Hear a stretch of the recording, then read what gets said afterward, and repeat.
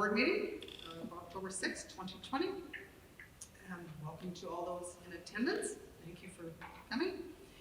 And for those in on teleconference.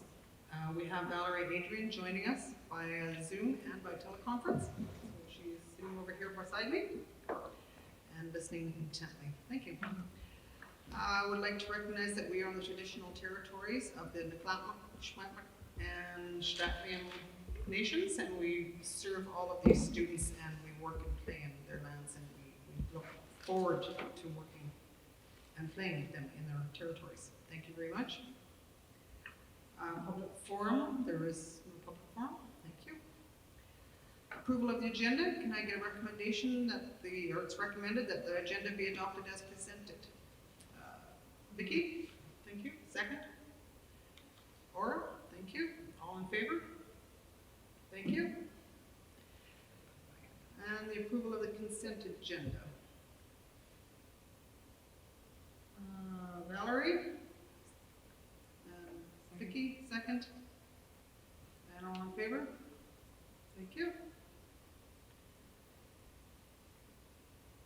And we will start off with a presentation from Gloria Mertens on behalf of the Ashcroft Sloo Society.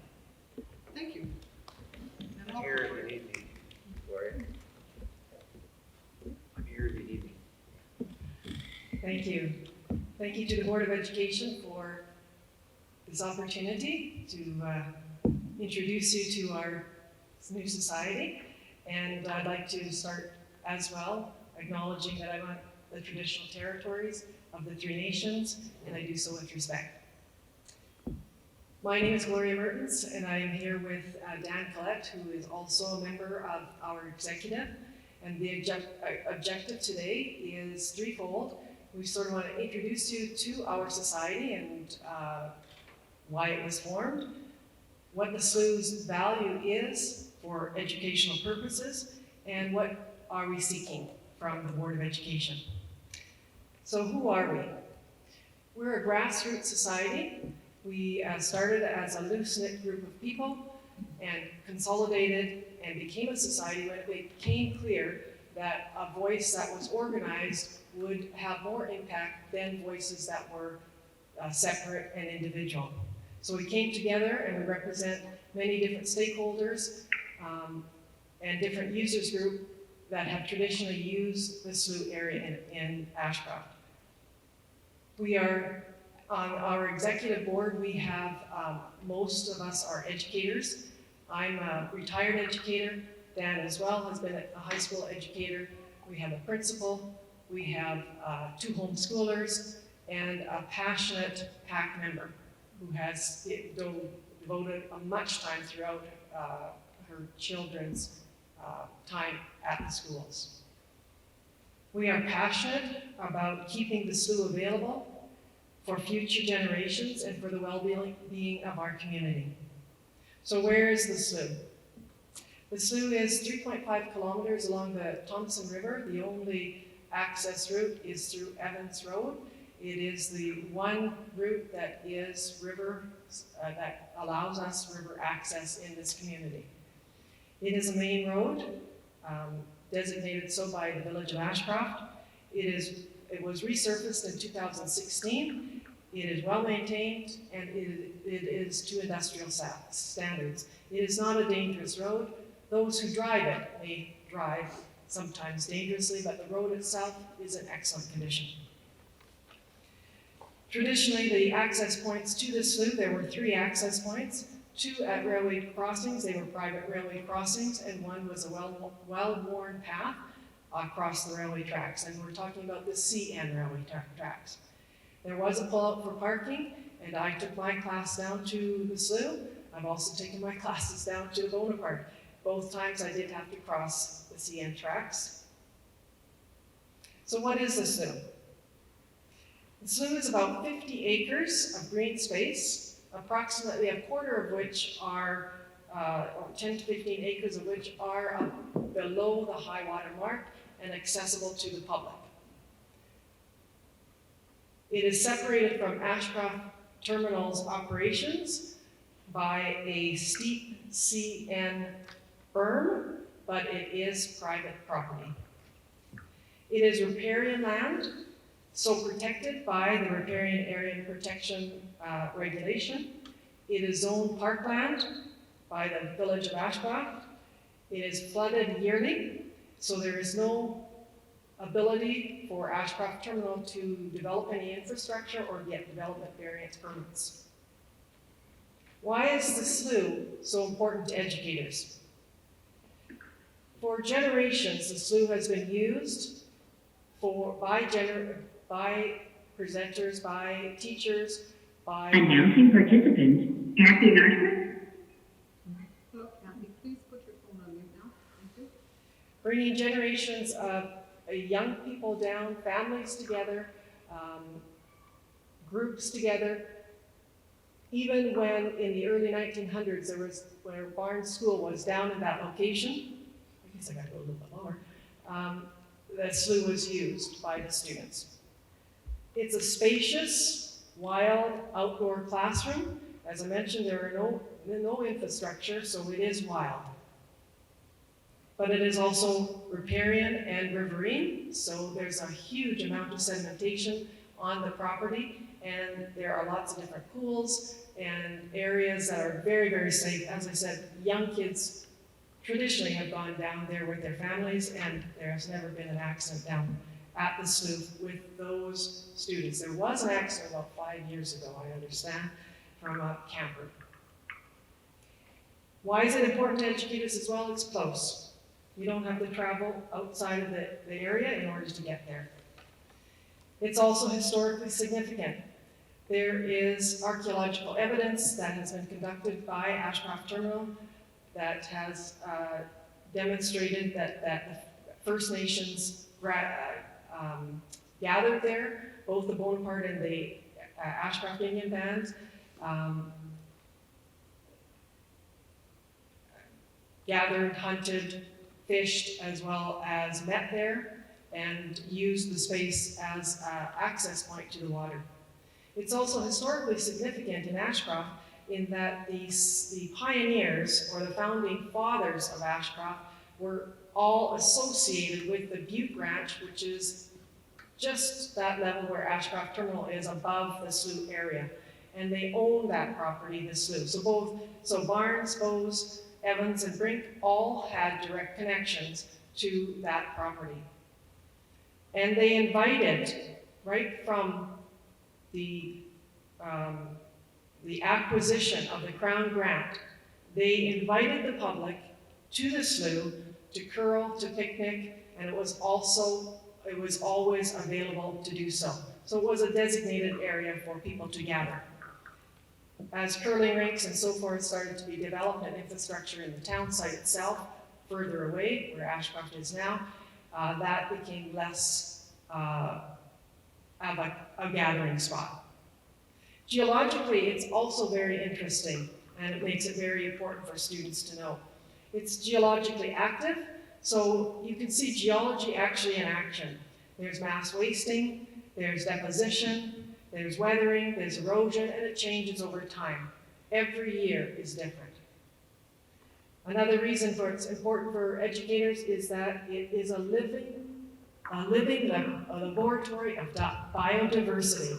And biodiversity is what the parks for now in BC is really trying to encourage, is to increase biodiversity in our province as much as possible. Because of climate change and adaptation, we need to have that biodiversity. It is a type of wetland, but at the same time, it's in the desert of Ashcroft.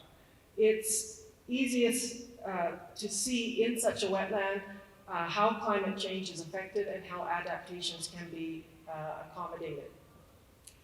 The last reason it's so important for educators is for the mental well-being of kids and families. Just recently on CBC, I listened and they were talking about getting kids out, especially during this time of COVID, getting kids out into the wild. And you can't teach kids about the environment unless you go out into the environment. You can't do it from the classroom. In any season, it is splendid and can be accessed in any season to see the different changes in the ecosystems. It's great for exploration. There's all kinds of driftwood, rocks, pebbles, different sizes, so kids can explore not just physically, but also artistically and creatively. So what's the issue? The inland port is private land. They are now asserting their proprietary rights after 20 years having had the property. They have put up a gate. They have decommissioned the public road, which is in dispute at the moment. They consider it a private road, and we consider it a public road, and that would be up to the courts to decide.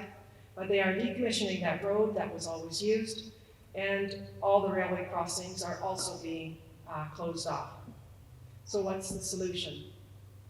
We support the economic stimulation of Ashcroft Terminal. There is no doubt that it is bringing more prosperity to our region, but it also has impacted us and will continue to impact the community. And we're trying to understand and negotiate with Ashcroft Terminal that there has been an impact, not simply economically with the stimulation, but also with many of the environmental things that have happened, such as dust billowing, noise, light trespass, and of course, access to the slough and the green space. So we appreciate Ashcroft Terminal's efforts now to start to raise its public profile in the community and starting to do things now more for the community, including the working group that was struck in order to try to look at a solution to the community's concern about access to the slough. However, there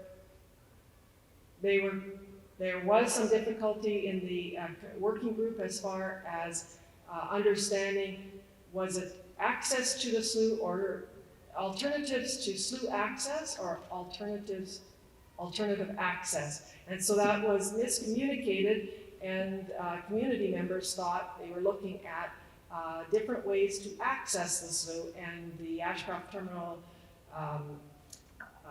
group that was led by Ashcroft Terminal basically said, no, we're looking at alternatives to access to the slough. So that was a concern, and that's when the Ashcroft Sloo Society was incorporated. So we're endeavoring, as a society, through public pressure to get the Ashcroft Terminal to honor their commitment. They made a commitment in 2013 at a public meeting in February to saying, and this was through the mayor at the time, that access would be maintained. There was a large contingent of people at that meeting, and they had said that it was the intent of the company to maintain access for the public. So we're trying to convince them that there would be no significant impact of having anybody coming down there. What we're looking for as a society, and we've compromised quite a bit, is safe, legal, pedestrian access. And that would be outside their boundary through a tunnel is what we're hoping, and the construction of a pathway just for pedestrians. So we would help conserve the green space.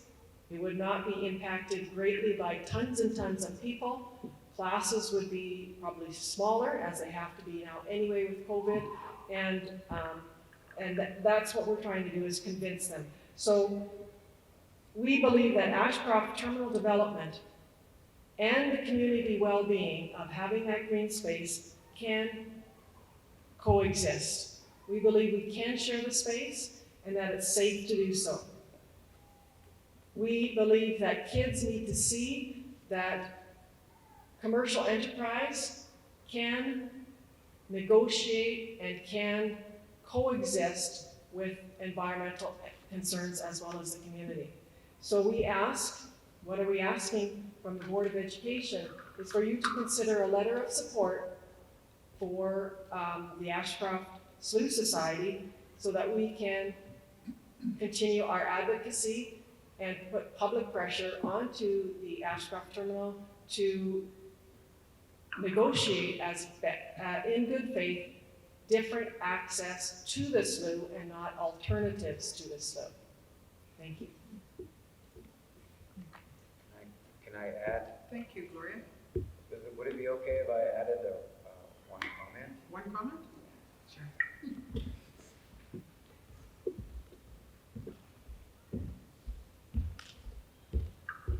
Hi, I'm Daniel Collett, and my comment is that we believe that we have a very good case out there with public road through private space, and that has been proven out with the Douglas Lake Ranch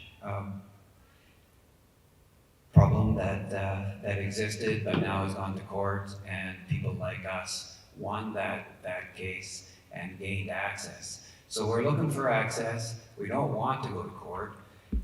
We hope that we can settle with them in a good way and become partners with them. We want to work with them. So thank you very much for listening to us, and you can see more about us at ashcroftsloosociety.com, and there's some videos there you can watch as well. So thank you very much. Thank you very much. Thank you, Gloria. Does any trustees have any questions they wanted to ask?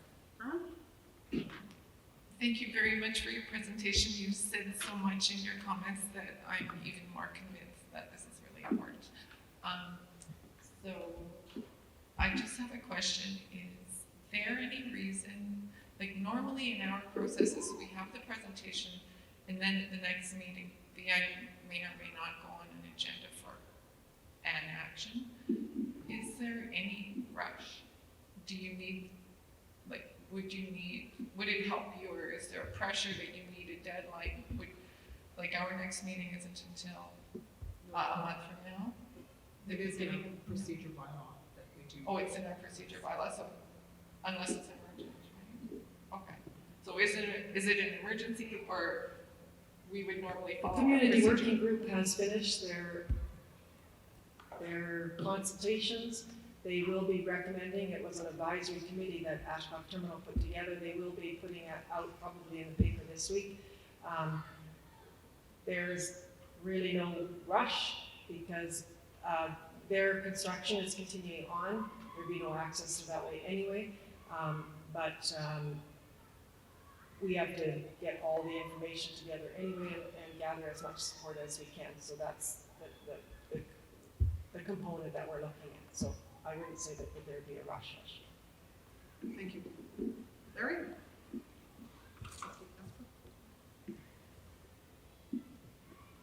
Just looking at the dry climate southern Ontario, first of all, I'd like to comment that I believe it's important to preserve any wetlands within the area that as much as you can, because of just that value and the lack of wetlands in general.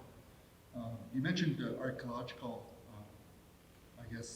finds within that area, and I'm just wondering if you have the support of the Ashcroft Indian Band or in the Catholic Nation in terms of their, influence in developing perhaps a partnership with this group. Wondering about that. Sure. Yes, the archaeological finding was significant at the that was found on Ashcroft Terminal property, so it is significant finding that does show the gathering of both bands probably. We have, as a society, we are not at this point linked to any other groups. We are seeking allies, and yes, we are seeking right now our membership drive. We haven't been able to do the membership drive so much because of COVID, but we are seeking allies, and that includes both Ashcroft Indian Band and Bonaparte Indian Band, as well as anglers associations and environmental associations. That takes some time in order to develop, but our membership itself is open to anybody. So we are a distinct society on our own, but we are seeking those alliances. So yes, we will be doing that, but in conjunct with the Ashcroft Indian Band or Bonaparte, at this point, fatigue and so many land claims and so forth, I imagine it takes its toll on a lot of First Nations people. We're just starting. We're just getting started. That's the thing. Thank you. Aura, did you have any questions, Vicki? No, sir. Great. Donna?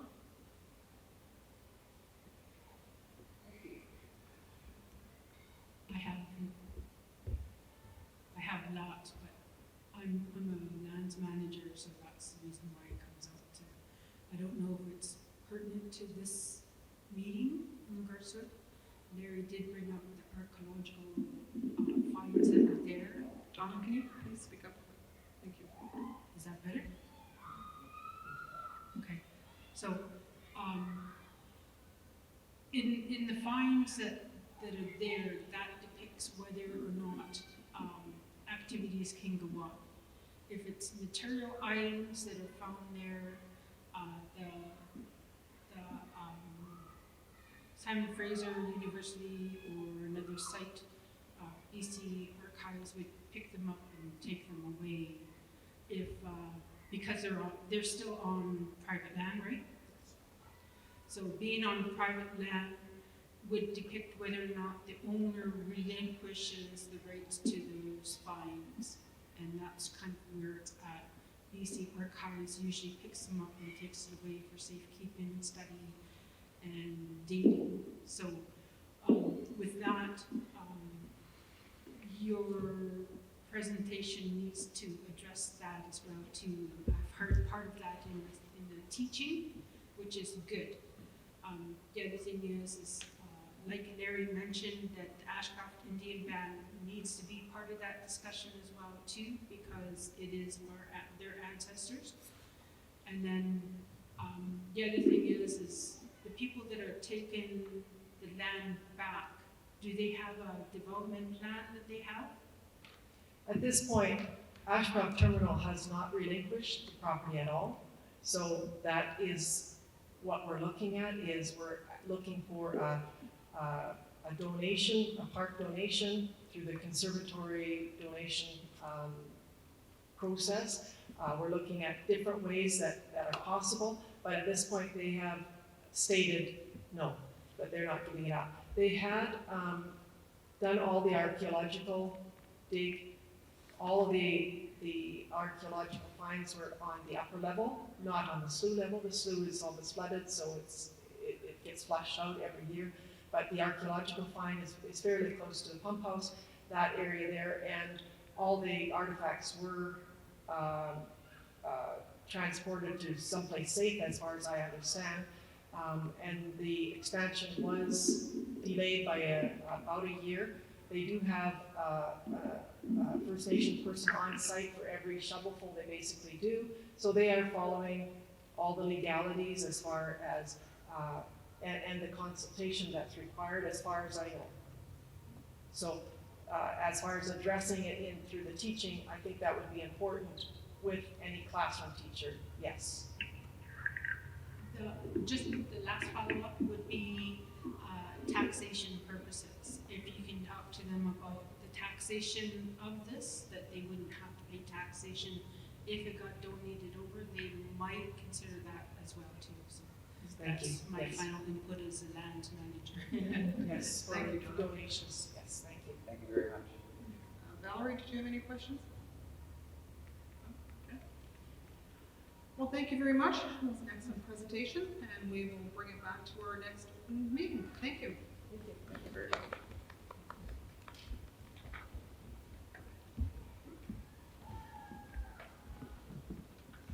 And we will carry on.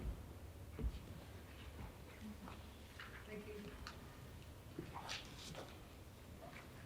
And we will go to 6.2, the district restart plan update.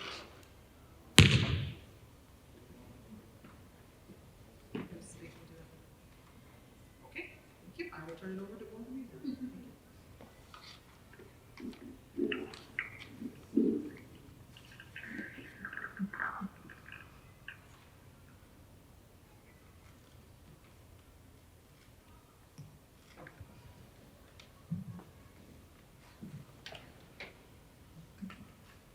we just wanted to provide an update on the return to the stage 2 restart plan. We have been back in school now since September the 14th, and thought it would be a good time to bring you up to date on some of the latest student activities or school district operations. So on the next slide, we have a picture of a bulletin board in one of the sites. And what you may recall from some of our earlier presentations is that schools have taken their health. Participant exiting.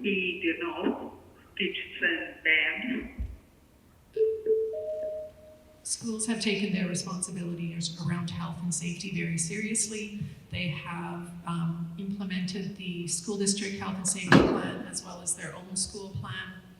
And they are working with students on the protocols to keep them safe as well as staff.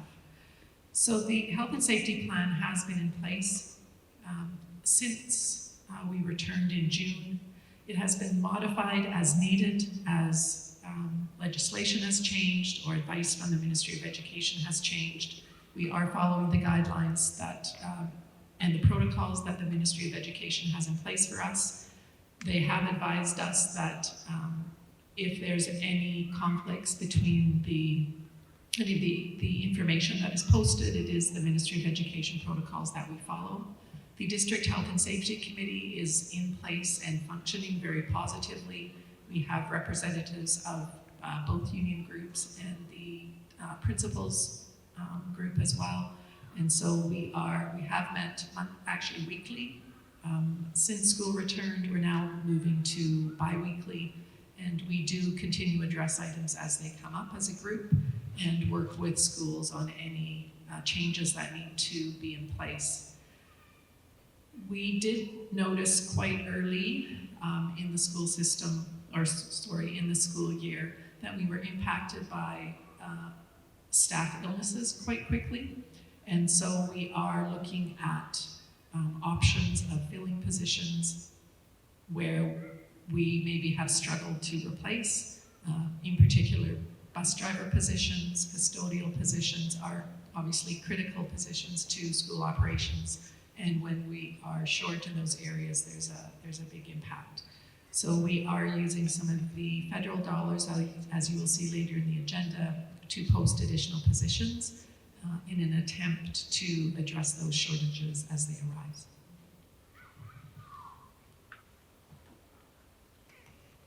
Excellent, thank you.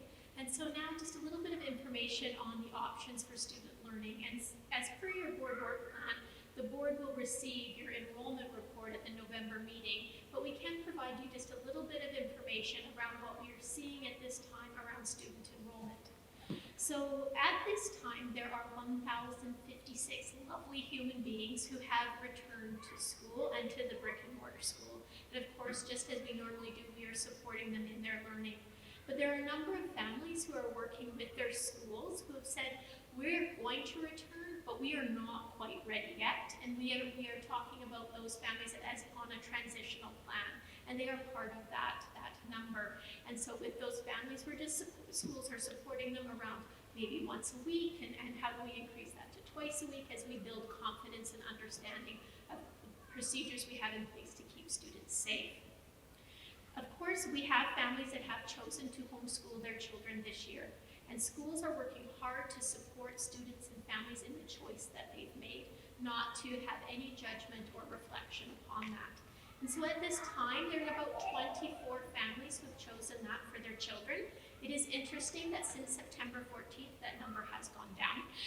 And as families are having those conversations and students are returning to school.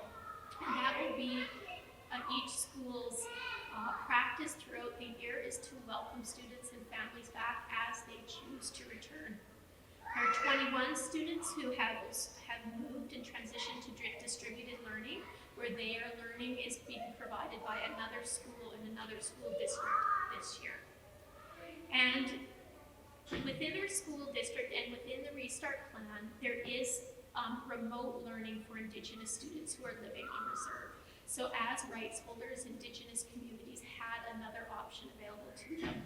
And so at this time, there are 20 students who are being supported in a unique program. I think that we are incredibly proud of, actually.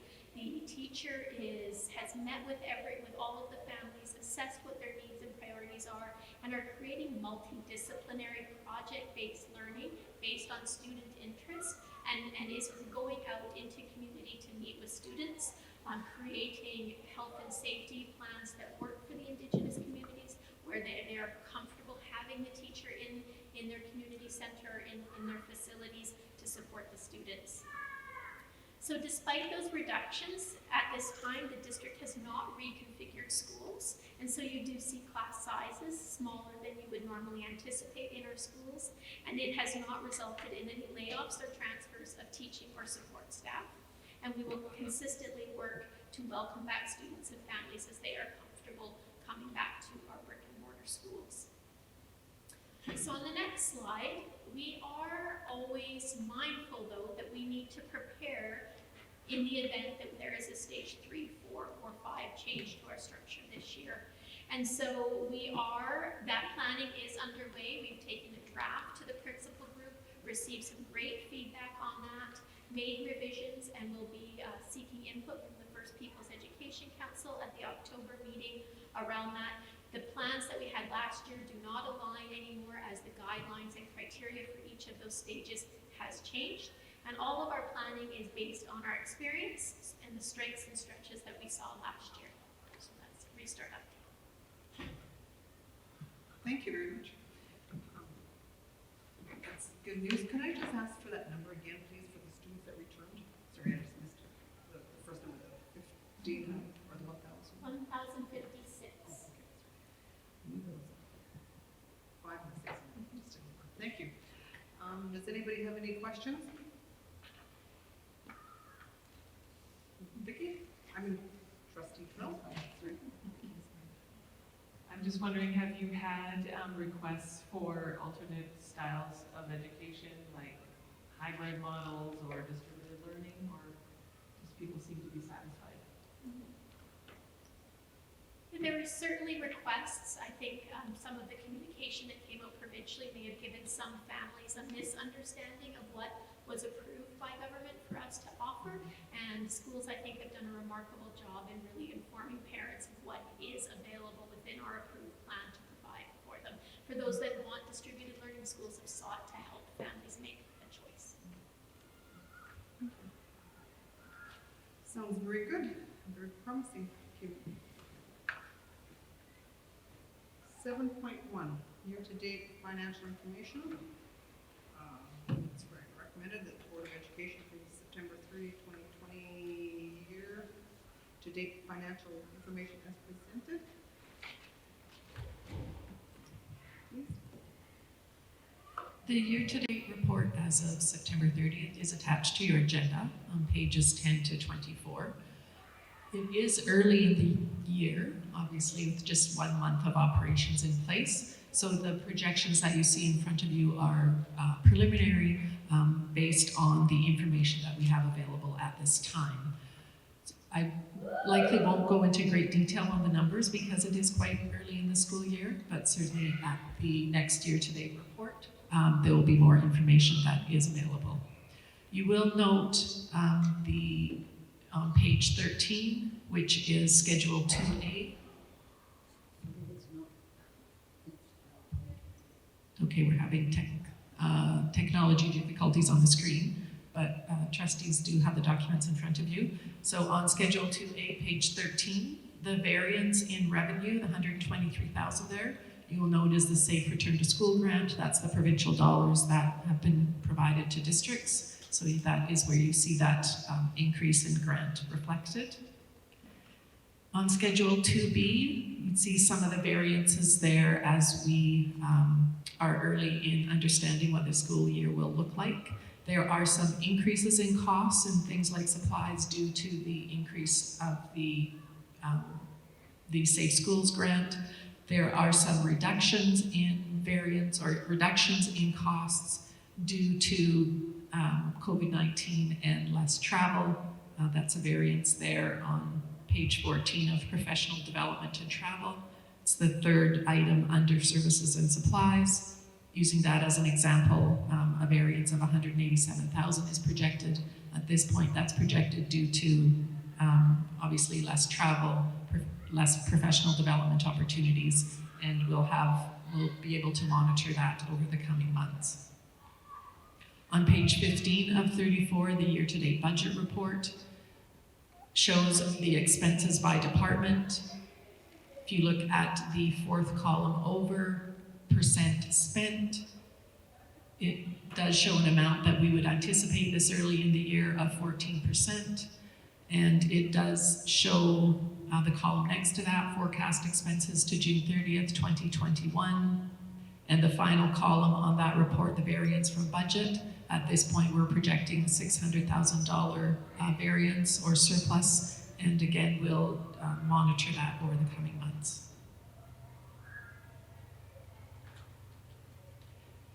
On page 16 of 34 is the First Peoples Education Council. It shows the allocations for the individual schools for the this current school year, surplus amounts from 2019-20, showing the total budget as well as expenses year to date.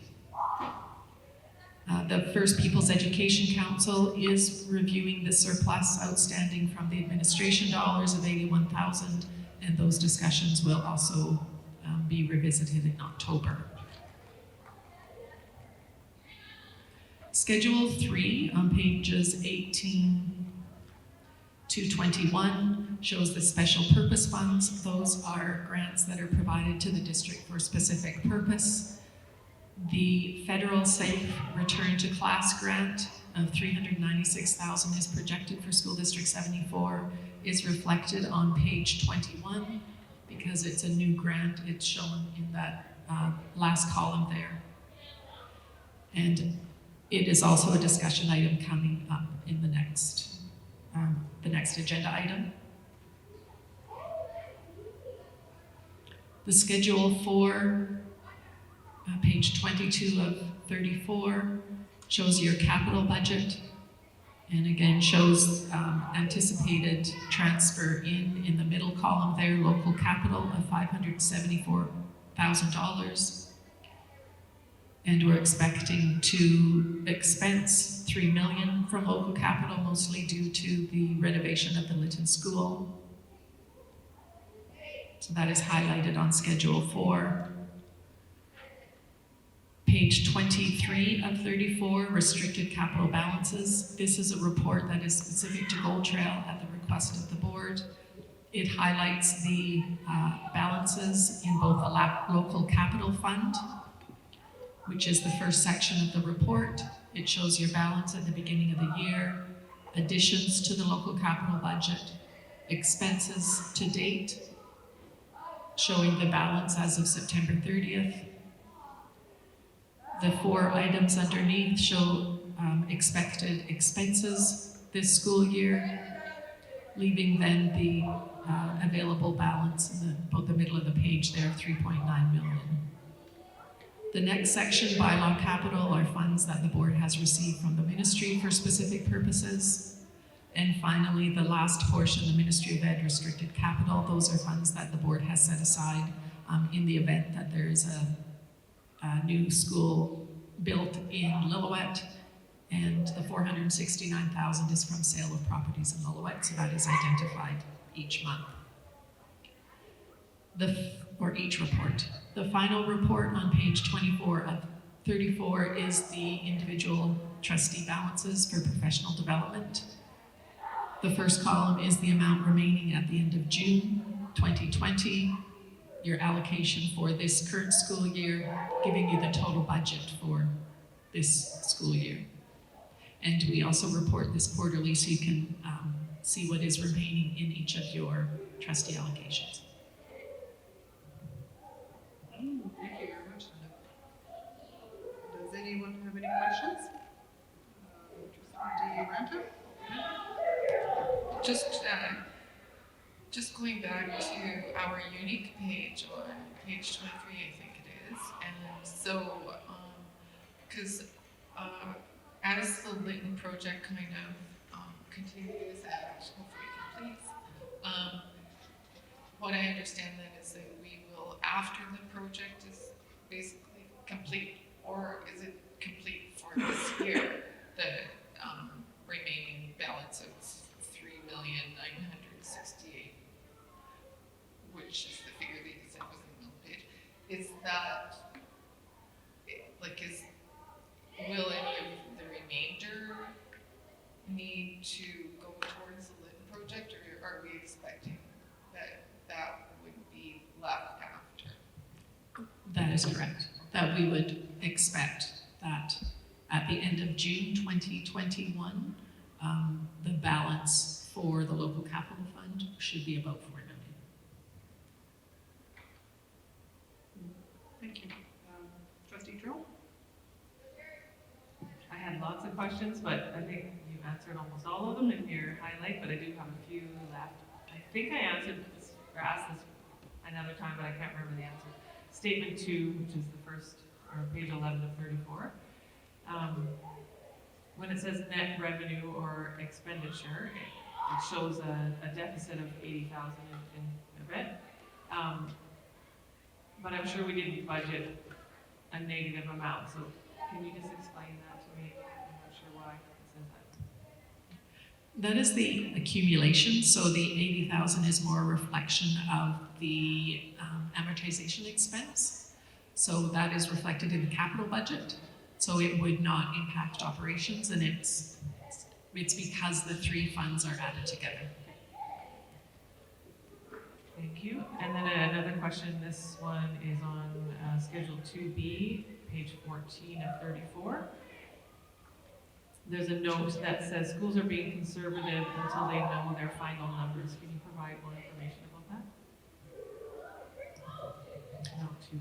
Yeah, note 2 is a reflection of the expenses for educational assistance. So in the spring, these schools project their student numbers for the fall, and part of those projections are the exceptional student reporting, so students identified in categories 1, 2, or 3 that result in additional funding for schools to allocate to educational assistance. So until final numbers are known in September, schools don't necessarily allocate all those dollars until September 30th.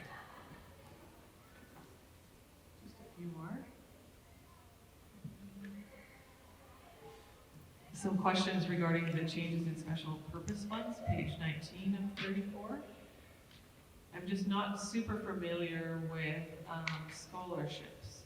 I'm assuming that scholarships that we give to graduates, but maybe just can you further clarify what that one is?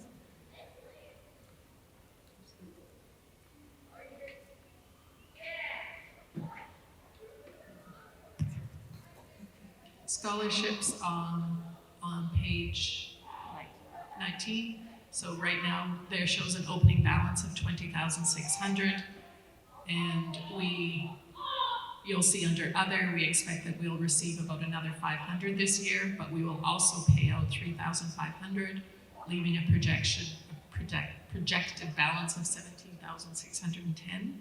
Those are actually funds that are donated to the district and that we manage. So there's the Peg Marriott Fund for Clinton. There's other scholarships that are provided to the district that we hold and then allocate out as they are awarded. Oh, okay. So the grads don't actually go to Peg, what was that? Peg Marriott. Peg Marriott. They come through here. Okay, correct. I didn't realize that. And then on the next page, classroom enhancement fund overhead and staffing. I'm just wondering, is this targeted for implementation for the new provincial curriculum? Is that what that one was for? These are grants that are allocated to districts because of the provincial collective agreement. So there are funds as a result of language in the teacher's contract. Okay. And then just over on the same page, after school sport and art initiative, that is it the leftover from the provincial transportation grants from 2019? No. No, these are two grants for programs that we're operating in Lillooet and also in Clinton. They were after school initiative. They were grants that were provided through ministry, and so they were programs that operated last year. Okay, I think I'm almost done.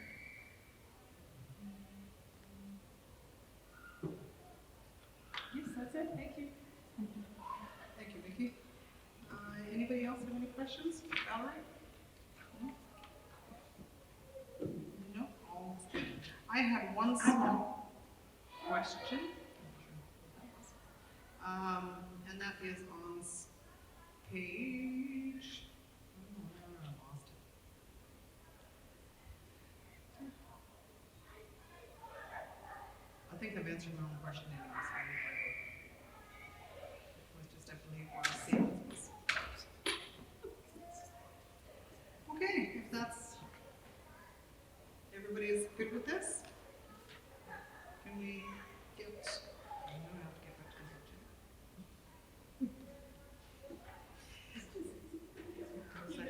agenda. I totally agree. Okay, the recommendation that the Board of Education approve the September 30, 2020 year-to-date financial information as presented. So moved. Trustee Trill and seconded Trustee Adrian.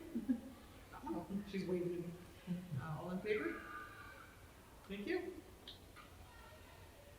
Grants in response to COVID-19. Attached is information on the provincial and federal return to school grants. In September, it was requested district management provide a recommendation for the spending of the federal safe return to school class grants. So it's a recommendation that the Board of Education approve the spending of the federal safe return to class grant. On page 26, we're now ready to go on. Linda? So we provided information on both grants. The Safe Return to School grant, the $123,000 that was provided by the provincial government, you see is reflected there in the first paragraph, and we are required to report on the use of that a couple of times over this school year. We have spent about $49,000 as of the end of September, and we do anticipate that the remainder will be spent by the end of June. The flies back. The Federal Safe Return to Class Fund, the one-time grant of $396,000 must also be expended by June 30th, 2021, and we will be required to report on that as well. There are recommendations and expectations for the spending of the funds as outlined in the memo, which is attached to your agenda. And there is a list of items that we are recommending that could be allocated to the $396,000.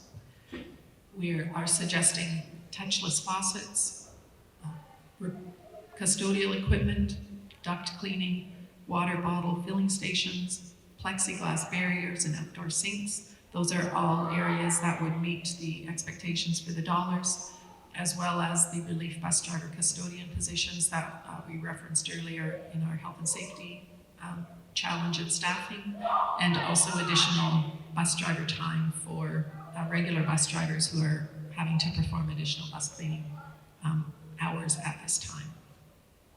Thank you. Is there any questions?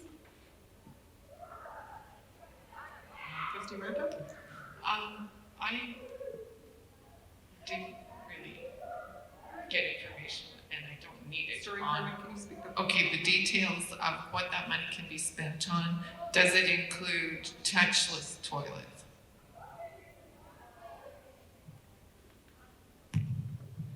That would likely fit the category as well, yes. The reason I bring that up is because from time to time in the PAC meeting in Cache Creek, actually, it does kind of bubble up that topic. I'm not exactly sure why, and maybe it's been already rectified, but I just thought I should blurt that out just in case that there's a little surplus there. Thank you. Any other questions? Valerie? Oh, just 1 second. Linda wants to clarify. Just to clarify that, Sorry, just if there's background noise, somebody is not muted on the phone. No, it's actually kids outside the door here playing. I was just going to clarify that replacement of toilets would probably be a capital project and would be more expensive because when you're replacing the fixtures, it usually requires plumbing and stuff. So it's a bigger project, but we are trying to replace those as we can for sure. Yep. Thank you.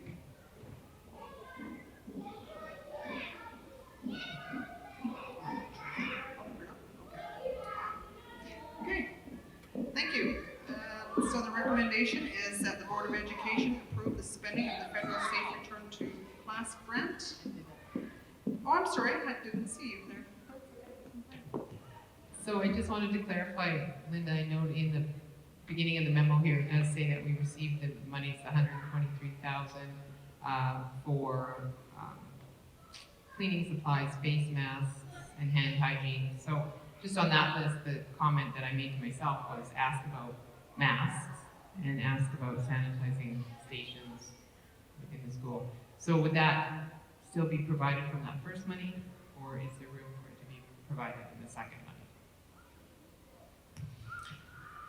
The first set of provincial dollars were used for both masks and hand sanitizers.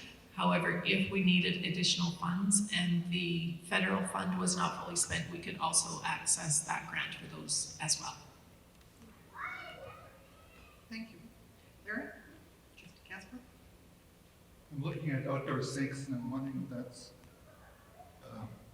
something that would be outside of the doorways or the entrance to each of the schools, and so that when the visitor came by, they could wash their hands before they touch the doorknobs and enter the school. Is that the purpose? Yes. Trustee Brown? I think this is a great list, and I'm in support of it. It might be a little bit off subject. If it is, I can bring it up another time. Just wondering about the construction of the outdoor classroom. I know it's a different set of dollars, but kind of goes hand in hand with what is trying to be accomplished here, whether that's still going ahead or when we're looking at that. The outdoor classroom at Desert Sands, is my understanding, is still going ahead. I don't have an update on that. That is something that we could provide an update back to the board. Okay. Oh, Trustee Orkin? Storkin? Sorry, Earl, I'm going back to first names. I guess my question just is kind of off a bit in left field too, but the outdoor sinks, are they good all winter? I don't know, but we could check on that as well. I'm curious what they will do in Clinton at 40 below. You know, just Yeah, my understanding is not every school is using them. There's one is currently in place and two others are looking at it, so it wouldn't be at every site, and I don't believe Clinton is one. Thank you. Yes. Can't throw it at people. Thank you. No other questions? No further questions? So can I? So Trustee Trill moves. Trustee Casper second. All in favor? Thank you. Policy 2.30, budget and capital plan development. In September, the board reviewed policy 2.30, budget and capital plan development, and it is recommended that the Board of Education adopt policy 2.30, budget and capital plan development as presented. Can I get a mover, please? Trustee Ranta, seconded Trustee Aljam. Any questions? No? All in favor? Thank you. Policy 7.30, emergency response plan. 2.3, that in September, the recommends that the Board of Education adopt 7.30 emergency response plan as presented. Can I get a mover? Trustee Ranta, seconded Trustee Adrian. Any questions? Comments? All in favor? Oh, sorry, no. Trustee Aura? Thank you, I'm just madly trying to read my note here. It says under limitations and constraints, the plans are reviewed annually by district management. And my question is, when the plans are reviewed, how will the board be informed of the status?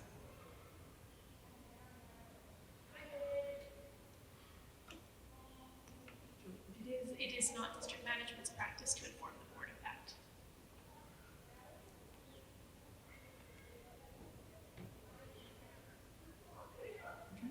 Thank you.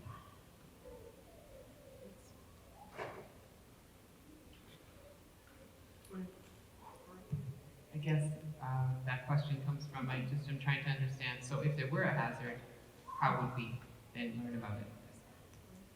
So I apologize for the quick answer, Trustee Storkin. So the way that we were informed these policies worked is if there is a problem, then the board addresses it through the policy. So it is through your limitations and constraints. It's our responsibility to review them and make sure they are appropriately in place. If trustees or the board became aware that there wasn't, then that would be a board conversation. Thank you. All in favor? Thank you. And now please forgive me if I mispronounce it. 7.5, question correspondence? Is that close? Okay, thank you. Is seeking a letter of support from the Board of Education for the construction of the Houston Cultural Arbor grounds. There is a letter attached, if everybody has read it.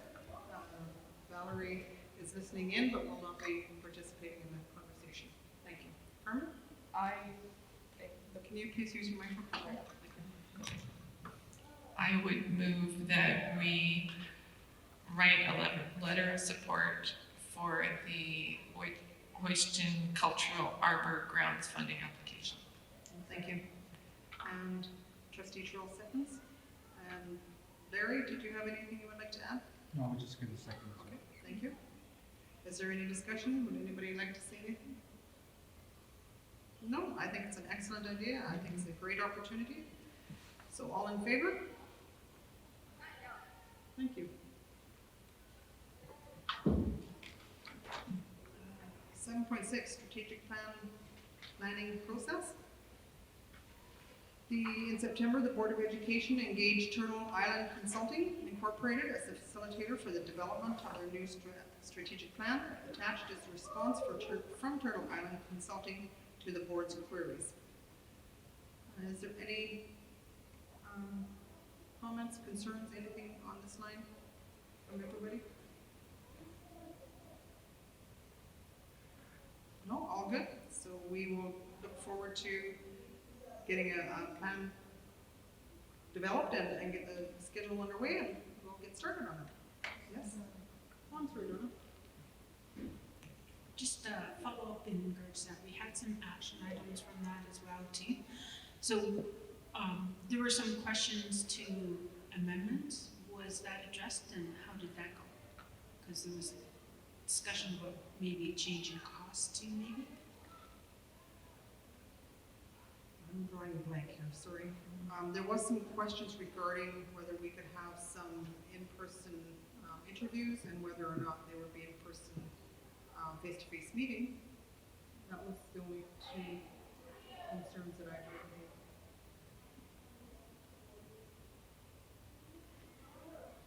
And because COVID-19 is still quite rampant, they prefer not to do in-person meetings. Okay. Forgive them. It had something to do with elders. There was a discussion about present elders or local elders being involved versus their recommended elder. This group? I remember that conversation being resolved at the last meeting, that it was their process, and so it would be their elder. That's our recollection, I think, as staff.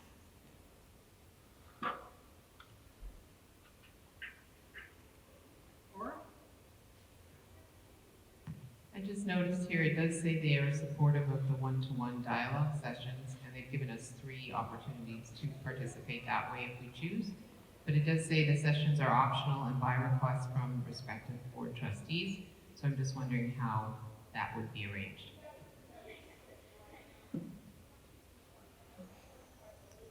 So the next step in the process is after the board saw it today, is that it's Natasha's plan and members of the Turtle Island team to connect with the board chairs and start to create the concrete plan that Trustee Rumpel spoke of. Okay, thank you. Donna, is your hand up or you're just, oh, okay, sorry, thank you. Valerie, did you have any questions? No, okay, thank you. Well, that sounds like it's a step forward. And moving on to Board of Education meetings. The board will discuss the way in which the November meeting will be facilitated. Okay. Trustee Adrian would like to have a say. Thank you. Questions? Just like, I know this was discussed at the last meeting, but the one thing that I would like to maybe add to the plan or state plan or whatever it's called is to have the, I know we never get 25 people in a room, but to have it written somewhere that there's not more than 25 people in a room, including the staff and the trustees, because if there is at any time, then I have to take 2 weeks off of work to self-isolate, and it's unpaid. I'm totally in agreement with that. I don't see an issue with it, but how do other trustees feel?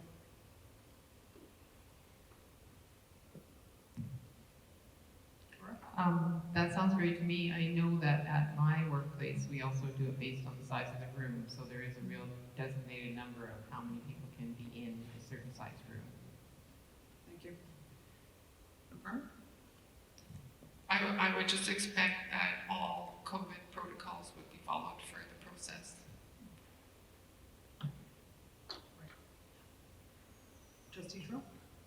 I think, and maybe Val can correct me, but I think what she's saying though is that her specific workplace has that specific, which is different than what the regular protocols would be. So she's asking if we would change our protocols to reflect what hers is, so she can still come to meetings. Yes, that's correct.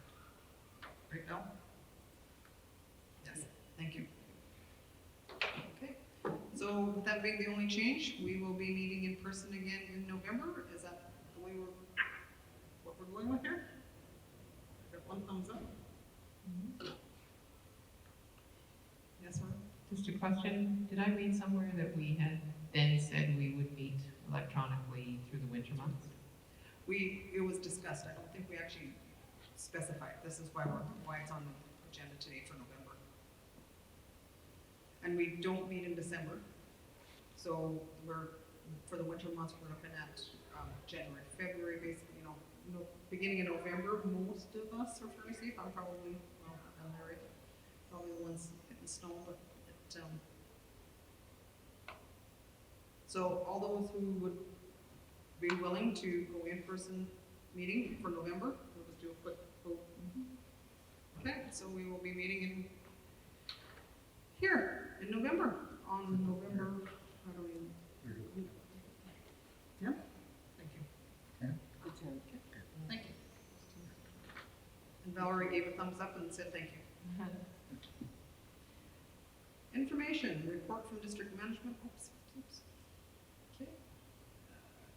Did everybody read the report from district management and any questions? I shouldn't say did anybody read it. Sorry. Trustee Trill.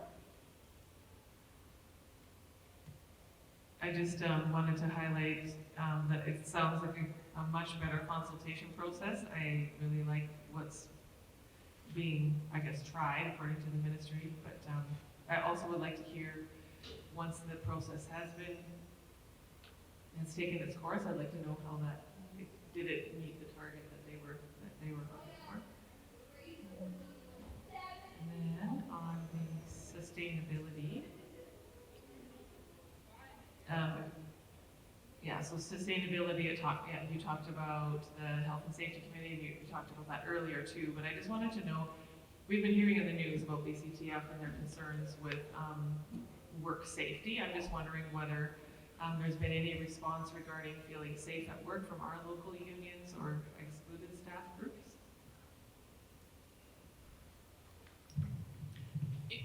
Each school has a functioning joint health and safety committee, and they inform the District Health and Safety Committee of any issues. So as issues arise, we have been able to address them. We're not aware, I mean, obviously people have individual circumstances or context, and my sense is that people are sort of managing those as best they can. As a District Health and Safety Committee, we are not aware of any sort of outstanding issues that we have not been able to address.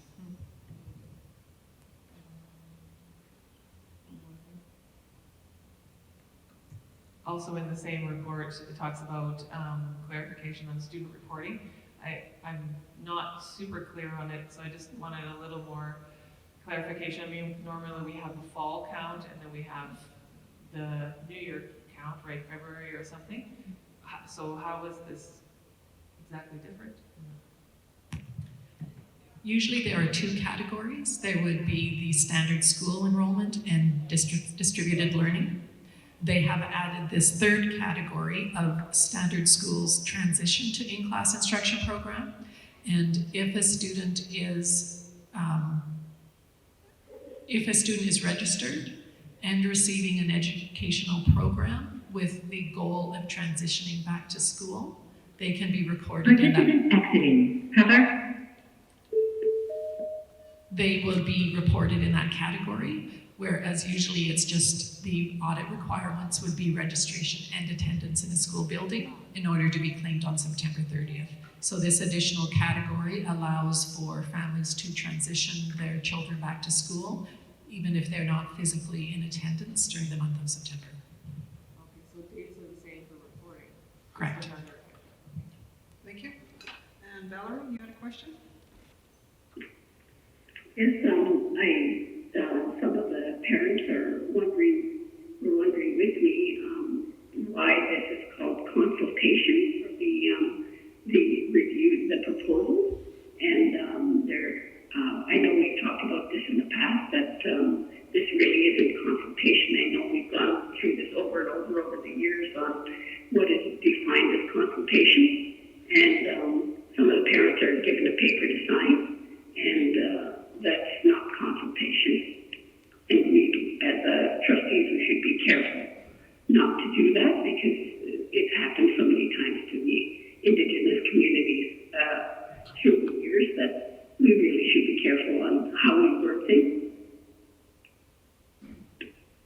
Are you looking for a reply or just a comment? Well, I'm not quite sure if we can have a reply. When I read that final part at the end, I would have brought them in our conversation earlier, but I didn't see this. So it can be brought up at another time if right now. Okay, thank you.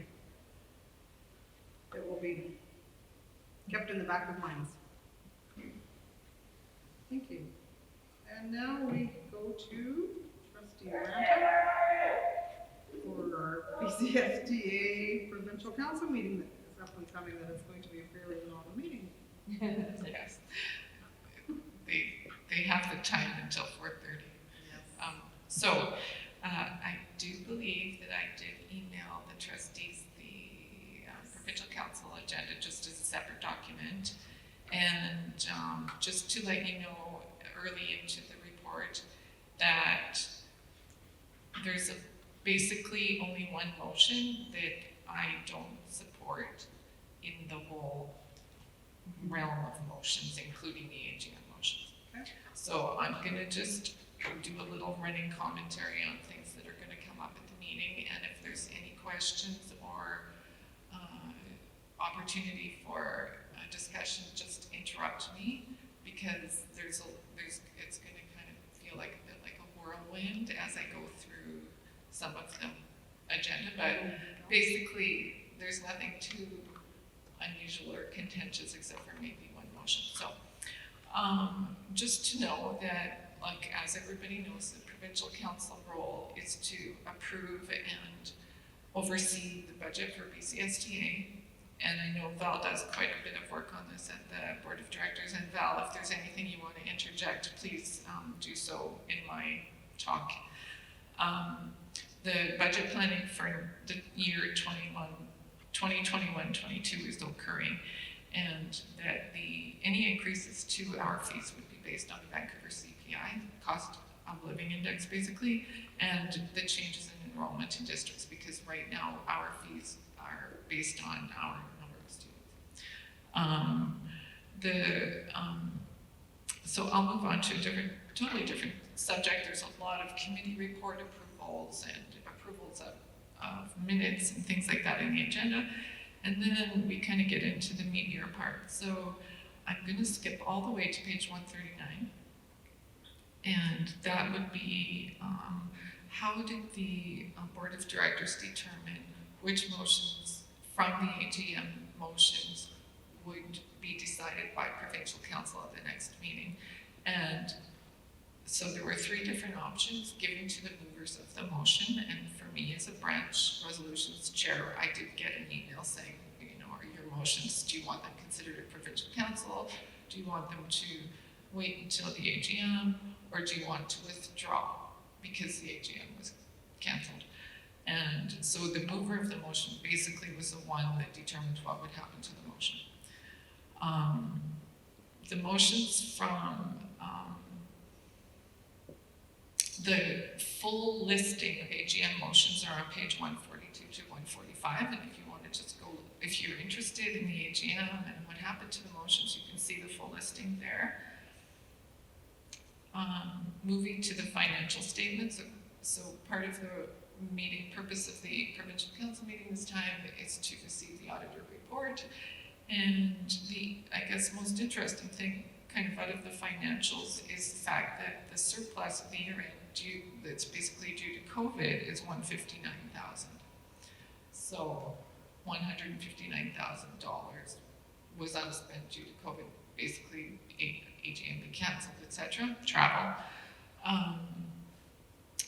And so that's kind of an unexpended excess.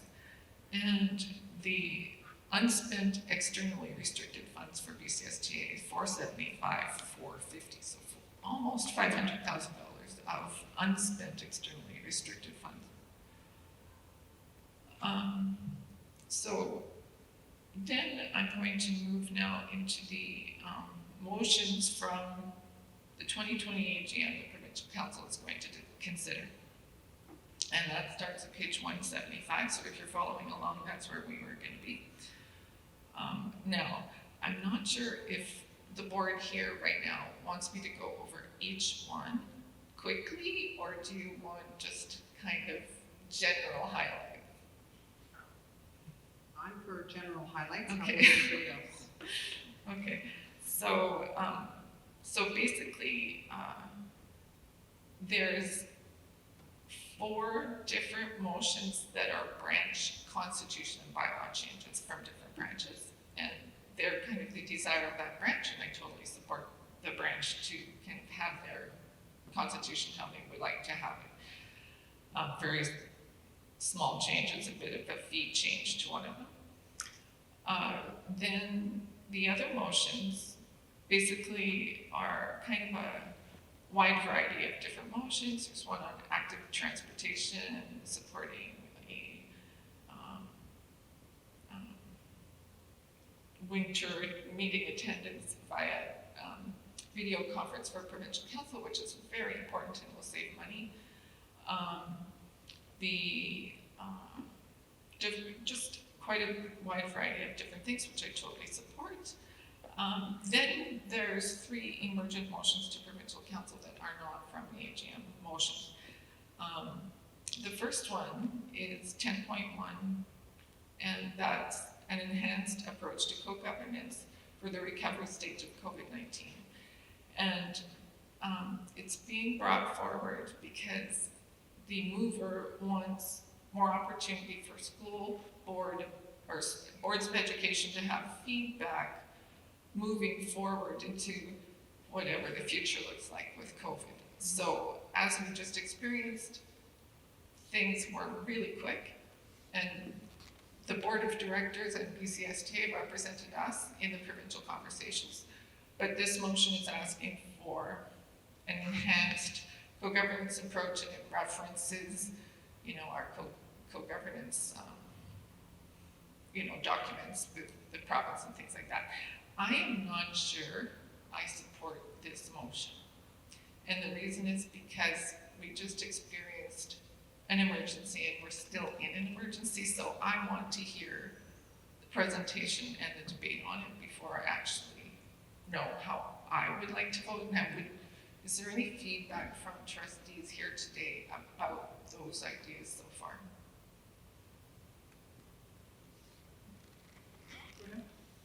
Does it say in the rationale, I didn't read that whole thing, how they would propose that? So are they meaning chairs would have a liaison meeting, like was just canceled, but, and give their feedback, or like what does that exactly look like? I'm not quite sure. I think that would, whatever the answer to that is, it would influence how I would feel about it as well. Yeah. I don't recall, just from my memory, here it is. There's no kind of plan for how. It's more addressing the concern. So it would be, the motion is that the BCSTA urge, so we're asking the BCSTA, like Board of Directors, to take an action on this.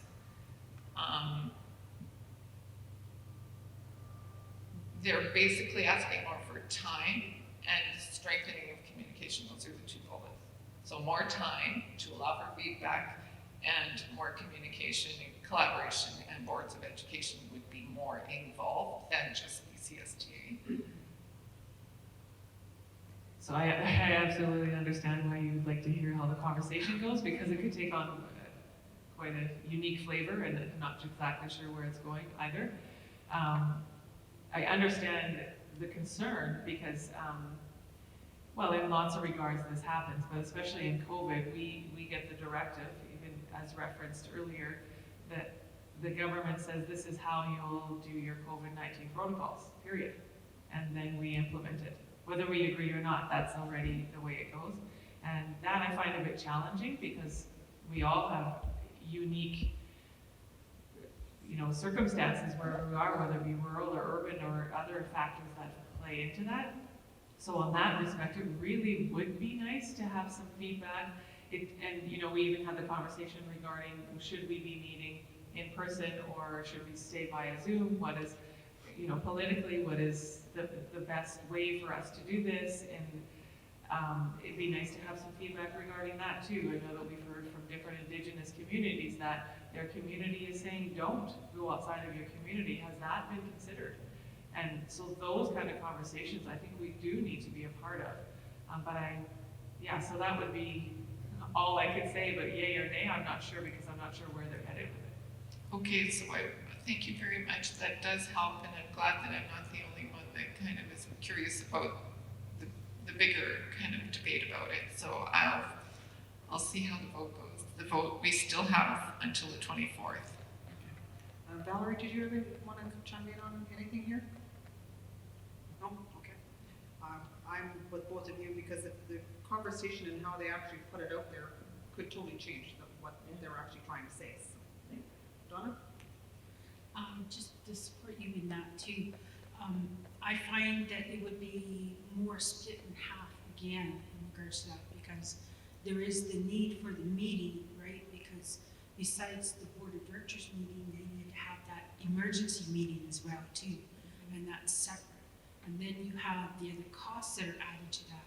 How is that cost going to look? And again, that stems from the meeting too. So it's almost a two-item thing that's going to be broken into.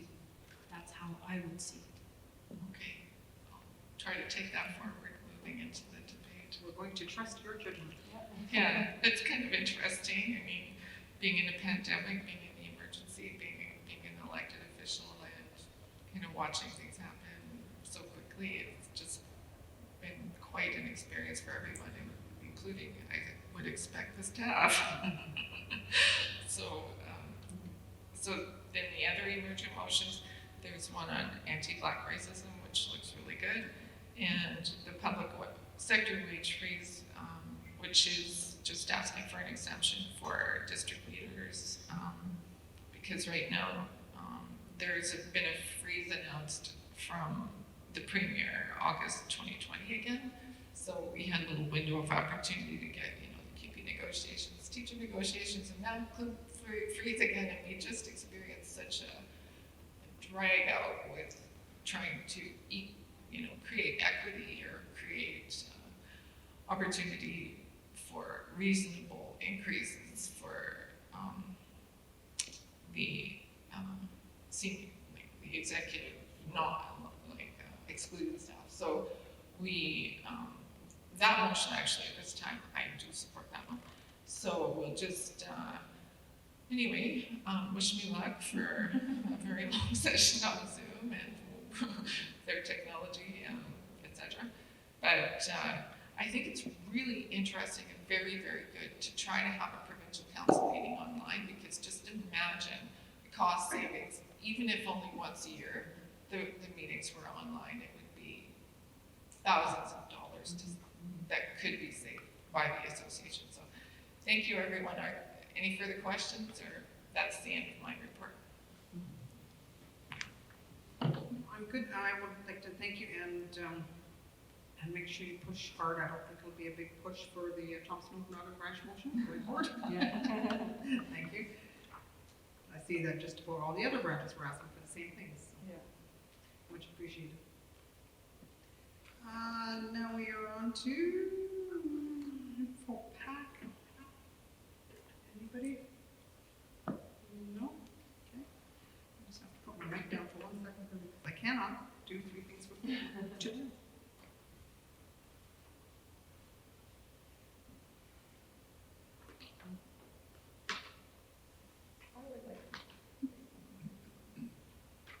I would just like to compliment the Village of Ashcroft on their newsletter. I think it's absolutely really easy to read and very interesting to read their newsletter, and I think it's a good way of communicating, and it's, to me, it's effective, and I like reading those, so just kudos to Village of Ashcroft. Thank you. And I'm not quite sure, it seems that we are pretty much at the end of our meeting. I would like to just make a couple of thank yous. And as I mentioned at the Thompson Okanagan branch meeting, and because I'm no longer president, but I get to do this anyway, I would like to give Jill this bouquet of flowers, because as we usually give flowers to the EA who has done from the host district, well, there was no host district other than you, so you deserve the flowers. So thank you very much.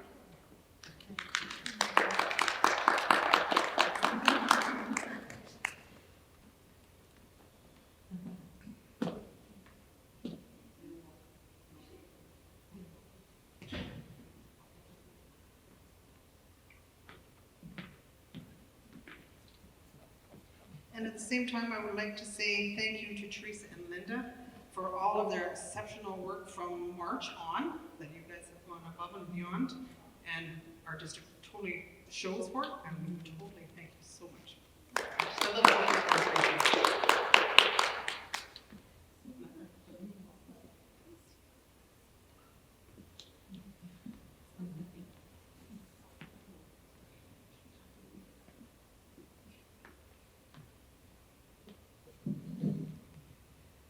And on that note, I think we are adjourned. Thank you. Oh, question period.